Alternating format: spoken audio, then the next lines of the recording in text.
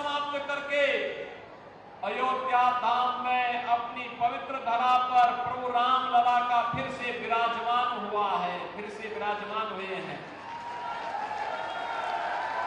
कौन ऐसा भारतवासी है, कौन दुनिया का ऐसा सनातन धर्मावलंबी है जो खुश न हुआ हो, अंतःकरण से खुश न हुआ हो? बहन और भाइयों, ये हमारे सनातन धर्म की परंपरा में पितृपक्ष चल रहा है। हमारी मान्यता होती है, जितने भी हमारे पूर्वज होते हैं, दिवंगत हो चुके होते हैं, इस पक्ष में आकर के इस धरती पर आते हैं, अपनी वर्तमान पीढ़ी को आशीर्वाद देते हैं, और पितृपक्ष में हम भी उन्हें पितरों को तर्पण देकर के श्राद्ध कर्म करके उन्हें अपनी श्रद्धा व्यक्त करने का एक अवसर हम सबके सामने होता है। 500 वर्षों में जब भी हमारे पूर्वज आए होंगे अपने लोक से, तो हमें कोसते रहे होंगे कि कैसे ये पीढ़ी है कि उनके संकल्पों को पूरा नहीं कर पाई है। लेकिन इस बार पितृपक्ष आते ही सभी पितरों को सीम संतुष्टि हुई होगी कि उनकी वर्तमान पीढ़ी के संकल्पों का और सही निर्णय का परिणाम है अयोध्या में रामलला फिर से विराजमान हो गए हैं। मेरे भाइयों, एक सही निर्णय कैसे देश की तकदीर को बदल सकता है, या प्रधानमंत्री मोदी जी के नेतृत्व में हम सब देख रहे हैं। अयोध्या में रामलला का विराजमान होना, भारतवासी खुश हैं, सनातन धर्मावलंबी अभिभूत हैं, लेकिन कांग्रेस पार्टी घड़ियाली आंसू बहा रही है। उन्हें अयोध्या के वैभव पर, अयोध्या में रामलला के विराजमान होने पर खुशी नहीं है। वे तो आज भी ये वही कांग्रेस है, ये वही कांग्रेस है जिस कांग्रेस के एक प्रौढ़ा ने कहा था कि मैं तो एक्सीडेंटल हिंदू हूं। जब ये हिंदू ही नहीं है तो फिर एक्सीडेंटल हिंदुओं से क्या देश की व्यवस्था चलने वाली है क्या? और क्या ये हरियाणा की तकदीर को बदलने की सामर्थ्य रखते हैं क्या? क्या वे अन्नदाता किसानों का सम्मान कर पाएंगे क्या? क्या ये नौजवानों को रोजगार दे पाएंगे क्या? क्या बेटी और बहन के सम्मान की रक्षा ये लोग कर पाएंगे क्या? जब ये लोग कुछ नहीं कर सकते तो फिर इनको क्यों हम इनको बार बार चुनाव जिताते रहे? याद करिए, एक तरफ अयोध्या में रामलला का प्रकटीकरण होना, ये डबल इंजन सरकार के कारण हुआ है। भारतीय जनता पार्टी की डबल इंजन की सरकार। 14 में मोदी जी प्रधानमंत्री बने, 17 में उन्होंने मुझे उत्तर प्रदेश का मुख्यमंत्री बनवाया, और डबल इंजन की सरकार जैसे यूपी में डबल स्पीड के साथ आगे बढ़ी, मात्र 2 वर्ष के अंदर अयोध्या में डबल इंजन सरकार ने रामलला मंदिर के 500 वर्षों का विवाद समाप्त कर दिया। और मैं तो इसीलिए कहता हूं, भारतीय जनता पार्टी की डबल इंजन सरकार का मतलब समाधान, कठिन से कठिन समस्या का समाधान। कांग्रेस की सरकार का मतलब समस्या। ये देश के अंदर आतंकवाद की समस्या हो, नक्सलवाद की समस्या हो, उग्रवाद की समस्या हो, भ्रष्टाचार की समस्या हो, बेरोजगारी की समस्या हो, या फिर किसी भी प्रकार की समस्या, इसके ताव में अगर आप जाएंगे कहीं ना कहीं कांग्रेस ही दिखाई देगी। भारतीय जनता पार्टी समाधान है। अयोध्या में रामलला का मंदिर बना तो कश्मीर में धारा 370 भी तो हट गई। मैं आपको बता रहा था ना, अभी 3 दिन पहले की घटना है। मैं जम्मू में था, मुझे एक सभा में जाना था, थोड़ा वहां बारिश पड़ रही थी तो पायलट ने कहा थोड़ी देर बाद चलते, तो मैं एयरपोर्ट में चला गया। एक मौलाना मुझे एयरपोर्ट में मिले, मैं तो पहचानता नहीं था, मैं जा रहा था। उन्होंने कहा कि राम राम साहब, मैं समझ नहीं पाया। फिर उन्होंने, मेरी आवाज आई फिर कि योगी जी राम राम, तो मैं उधर देखा तो मौलाना जी। मैंने कहा राम राम। बहनों और भाइयों, मैं भौचक था। मैंने वहां के एक अधिकारी से पूछा, मैंने कहा यहाँ पे क्या राम राम का संबोधन सभी मौलवी करते हैं?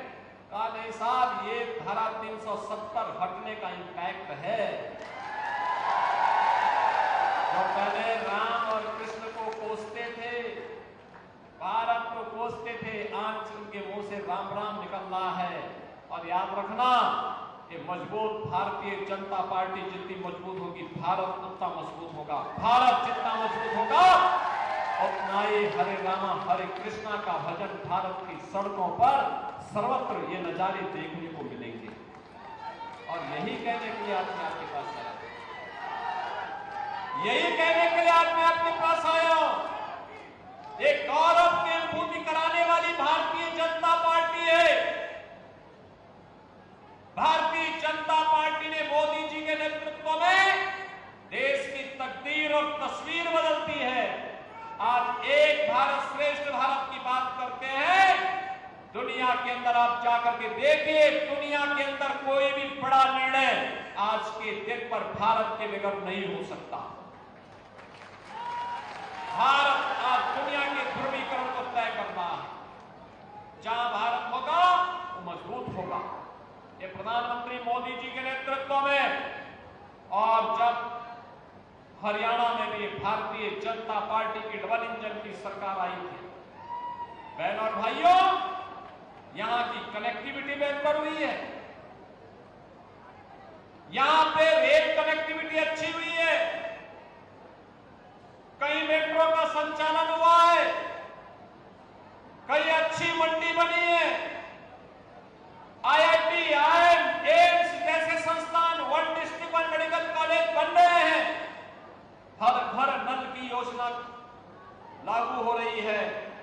नौजवान जो पहले भेदभाव का शिकार होता था, आज भेदभाव का शिकार नहीं है, बल्कि नौकरी प्राप्त कर रहा है।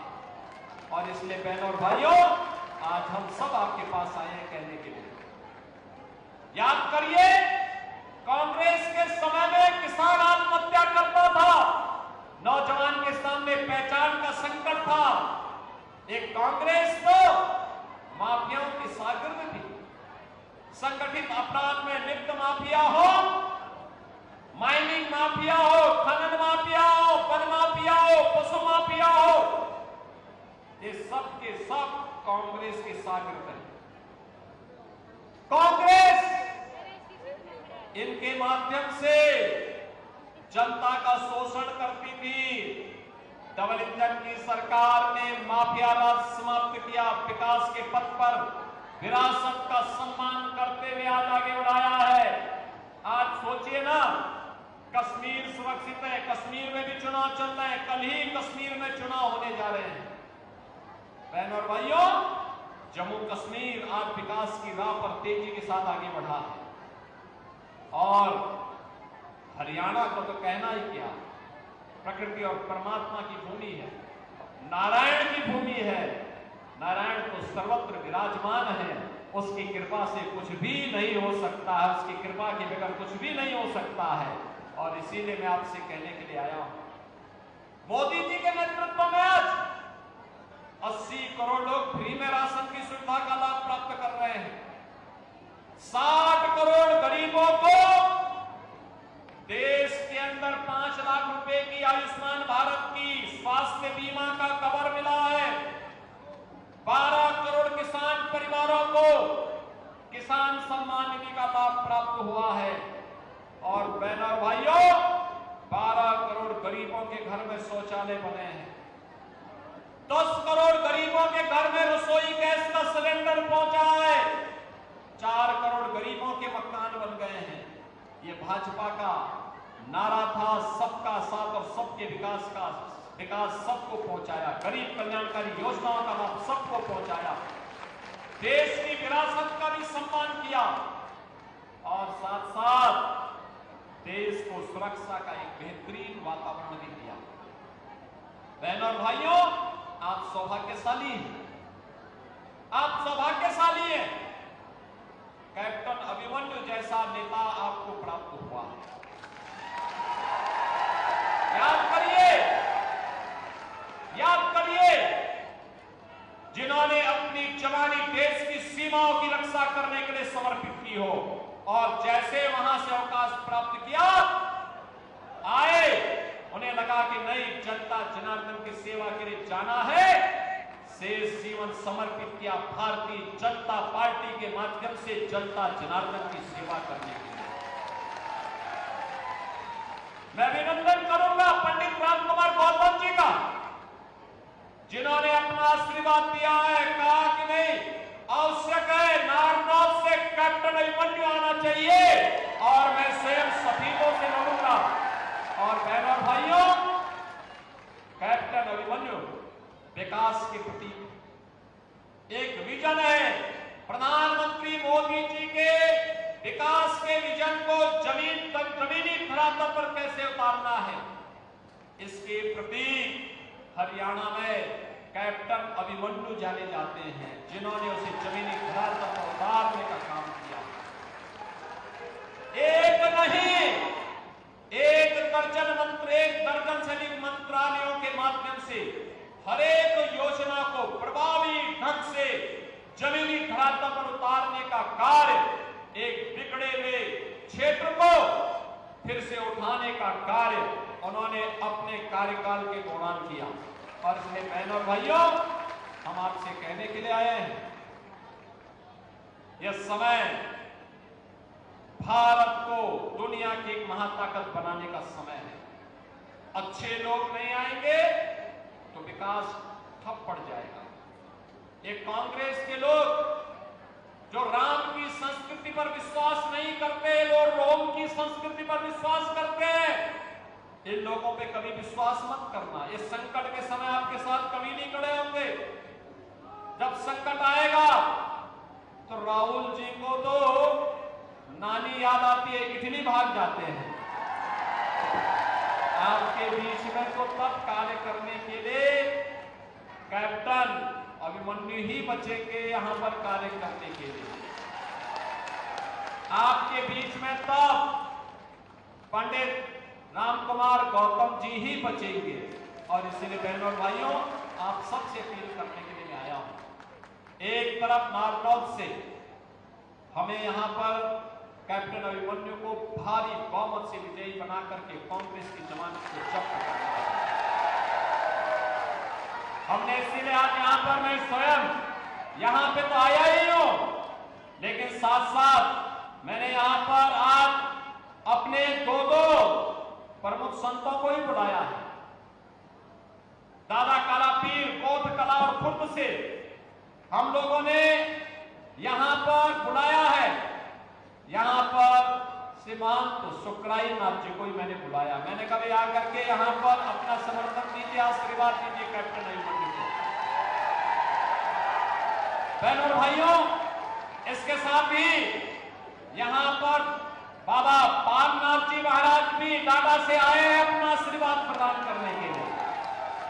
और फिर ये जो नारायण की भूमि है, बाबा लालदास जी की पावन धरा है, उनका आशीर्वाद तो विरासत वालों के साथ ही होना है और केवल विरासत का संरक्षण भाजपा कर सकती है। और इसीलिए आप सबसे मेरी अपील है कि नारनौल से कैप्टन अभिमन्यु को भारी बहुमत से विजयी बनाना है। और मेरी आप सबसे ये भी अपील है कि सभी के भाजपा के प्रत्याशी जो पूर्व में इस नारनौल से विधायक रहे हैं, वहां की देवतुल्य जनता से भी मेरी प्रार्थना है कि वहां से पंडित राम कुमार गौतम जी को भी भारी बहुमत से विजयी बना करके हरियाणा विधानसभा के लिए चुन करके चंडीगढ़ भेजे।